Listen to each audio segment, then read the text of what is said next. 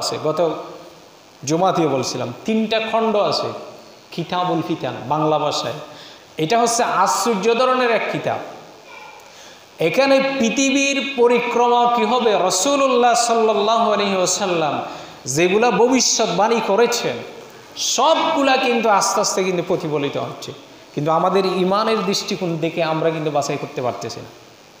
এবং এই কিতাবের ভিতরে যে একটা অধ্যায় আছে যে মাতা ইয়াখরুজুদ দাজ্জাল, দাজ্জাল কখন বের হবে, ওয়া কাইফা মিন আইনা দাজ্জাল, দাজ্জাল কোথায় হতে কিভাবে বের হবে, সবগুলা বর্ণনা আছে, সবগুলা পৃথিবীর প্রেক্ষাপট অনুযায়ী। যে এখানে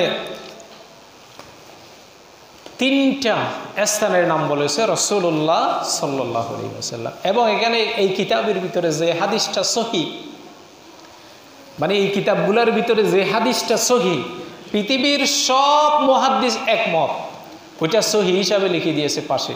যেটা দুর্বল এবং দুর্বল কেন সেটাও বর্ণনা করে দিয়েছে একেবারে ভেঙে ভেঙে।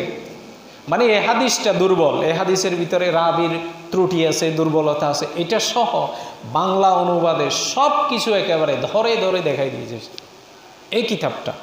এবং পৃথিবীর পরিস্থিতি যে কেমন হবে সামনের দিক থেকে, আশ্চর্য ধরনের কিতাব, সব হাদিস এখানে এক জায়গায় করে। এই জন্য এটাকে কিতাবুল ফিতান, ফিতান মানে কি ফেতনা, ওই ফেতনা থেকে ফিতান মানে যত ধরনের ফেতনা হবে সব ফেতনা বিষয়ে এখানে কিন্তু বলা আছে এই কিতাবের ভিতরে। এটা 3টি খণ্ড। আপনারা যারা এটা অনলাইনে বিভিন্ন ইয়াতে আছে, যদি অর্ডার দিয়ে যদি আপনারা পড়েন এটা নিজের জন্য ভালো হবে। আমি এই কথা এই জন্য বলতে চাচ্ছি, বর্তমানে যে হঠাৎ করে